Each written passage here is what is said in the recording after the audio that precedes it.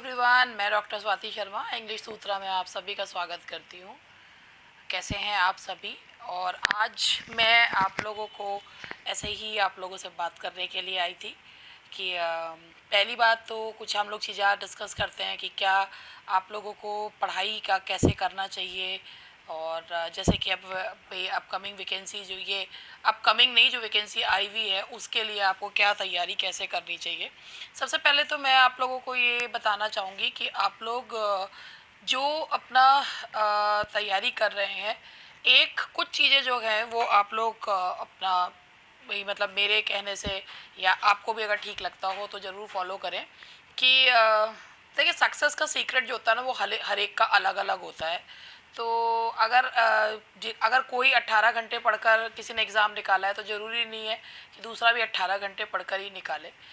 वो आपके ऊपर डिपेंड करता है आपके ऊपर के पास कितना टाइम है और आप उसको कैसे यूटिलाइज़ कर सकते हैं। तो सबसे पहले हम लोग बात करते हैं कि ग्रामर और लिटरेचर में आपको क्या क्या चीज़ें तैयार मतलब कैसे आप तैयार करें।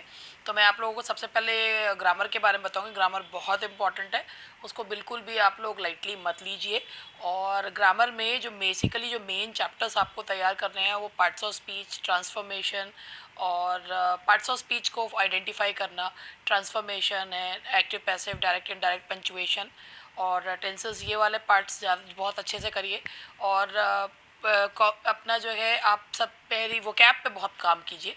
और वोकैब के लिए मेरा मानना ये है कि वोकैब के लिए आप लोग अगर सीरीज से याद करना शुरू करेंगे तो वो थोड़ा सा जो है टफ पड़ जाता है, कितने वर्ड्स करें कैसे। तो आप एक काम ये कर सकते हैं कि आप प्रैक्टिस पेपर्स लीजिए, जो भी बुक्स आपके पास हैं वोकैब की उनके प्रैक्टिस पेपर्स से सॉल्व करेंगे तो आपको बहुत हेल्प मिलेगी। तो ये तो रही ग्रामर की बात। दूसरी बात अब लिटरेचर में ये है, लिटरेचर में भी आप जब करते हैं तो देखिए लिटरेचर का ये है कि आप जो भी राइटर है उससे संबंधित एज को ज़रूर पढ़ें, क्योंकि उसमें काफ़ी सारे लिटरेरी टर्म्स एंड और चीज़ें जो है कवर होती हैं। आप लिटरेरी टर्म्स में फिगर्स ऑफ स्पीच और लिटरेरी टर्म्स दोनों ही जो हैं वो आपको तैयार करनी चाहिए, क्योंकि कई बार इनसे भी जैसे पीजीटी में क्वेश्चन जो है वो आता रिटोरिक एंड प्रोसिडी के बारे में ही पूछ लिया गया था कि क्या होता है।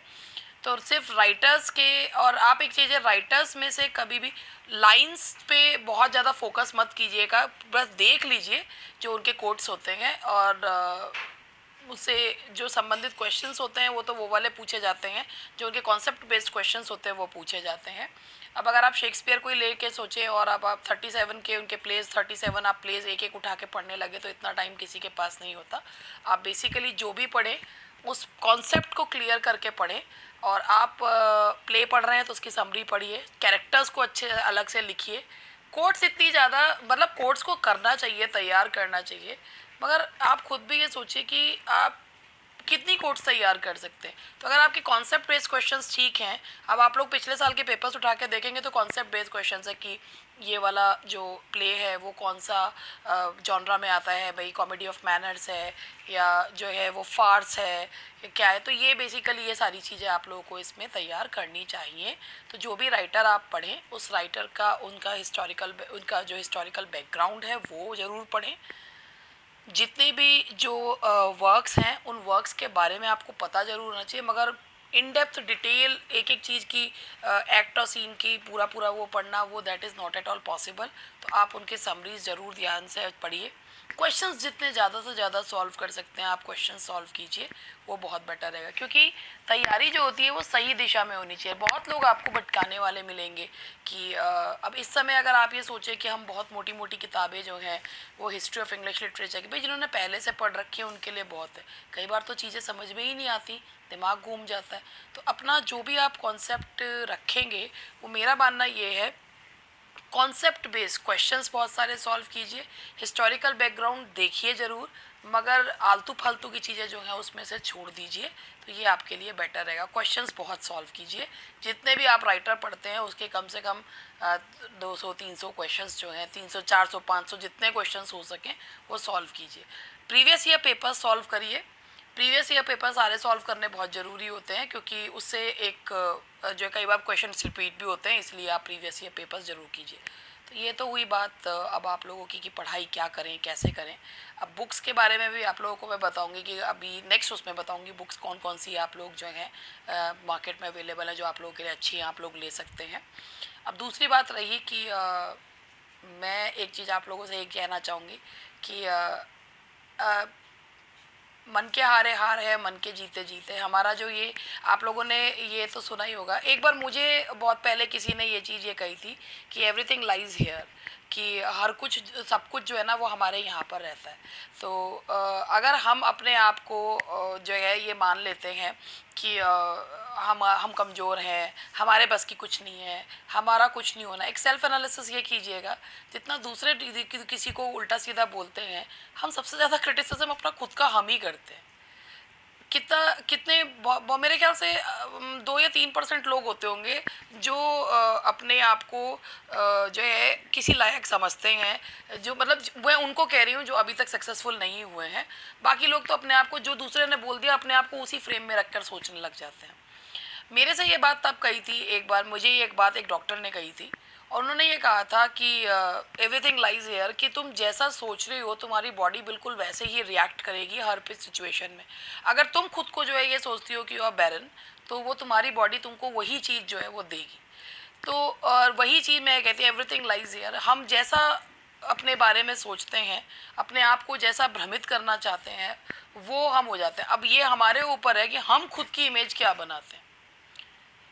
हम दूसरों के नज़रिए से खुद को देखते हैं, या हम अपने कभी शीशे के सामने खड़े होकर खुद को एनालाइज करते हैं कि भाई हम क्या हैं, हमारी पर्सनैलिटी क्या है। क्या हम जो हैं जो हमेशा, और ख़ास तौर पे जो मेरी जो बहनें हैं, मेरी जो वुमेन स्टूडेंट्स हैं, और जो हाउसवाइफ्स हैं, वो तो बहुत जल्दी अपने आप को ये सोचती हैं कि हम नहीं कर सकते कुछ भी। नहीं, ऐसा नहीं है।